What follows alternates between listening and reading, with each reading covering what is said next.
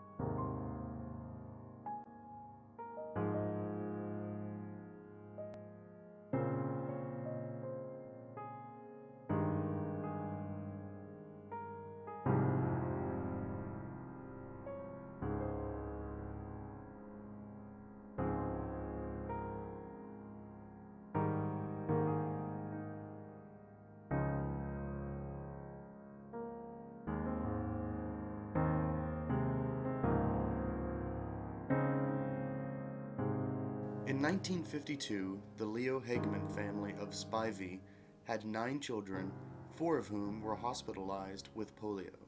2 brothers were hospitalized in St. Francis Hospital of Wichita, and 2 sisters were at Kingman Memorial Hospital. While the oldest remaining child cared for the younger children at home, the pregnant Mrs. Hageman struggled with dividing her time between Wichita, Kingman, and home.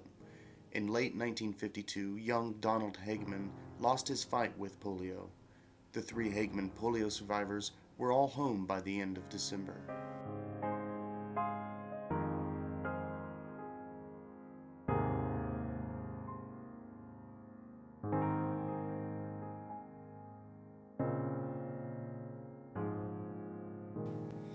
Quote, "When I was in the polio ward at the Wichita St. Francis Hospital in 1948, the local police officers took all of the polio patients who could get out to a matinee movie featuring Judy Garland.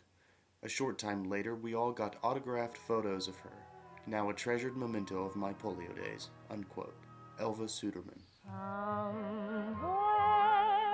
over the rainbow, way up high, there's a land that I heard of once in a lullaby.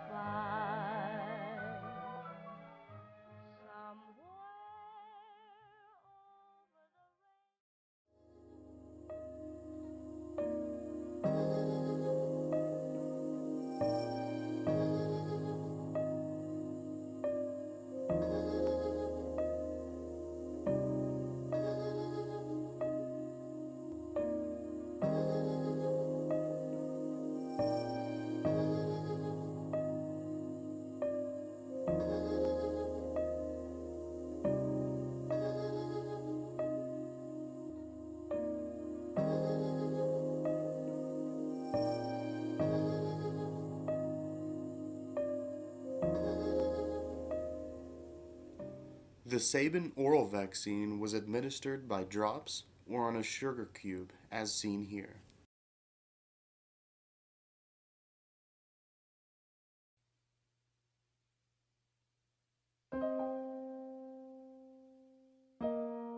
After she returned from the hospital in 1949, Lois Ann Law's Uncle Abe made this box to put underneath a kitchen chair. Family members wheeled her around the house so she wouldn't miss out on anything.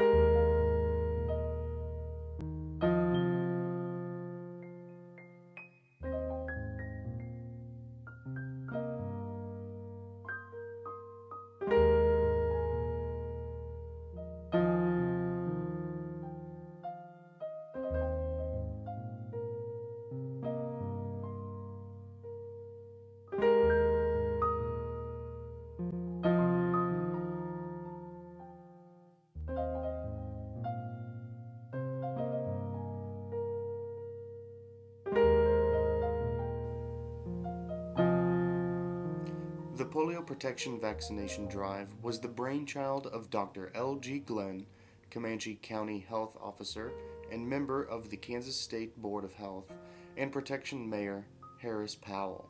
The city of Protection was the first city in the United States to be 100% vaccinated.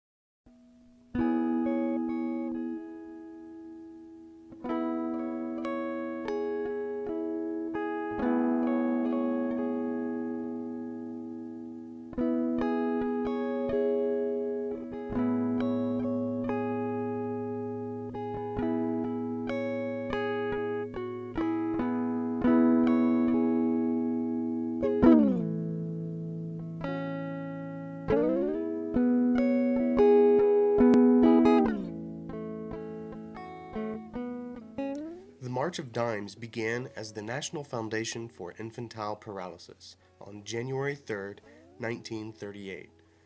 The organization was begun by then-President Franklin D. Roosevelt, a polio survivor himself, and his business partner Basil O'Connor. The original purpose of the organization was to raise money for polio research and to care for those suffering from the disease. The initial effort began as a radio appeal asking everyone in the nation to contribute a dime to the polio cause. Each year, a fundraiser was held on Roosevelt's birthday with a grand ball at the White House.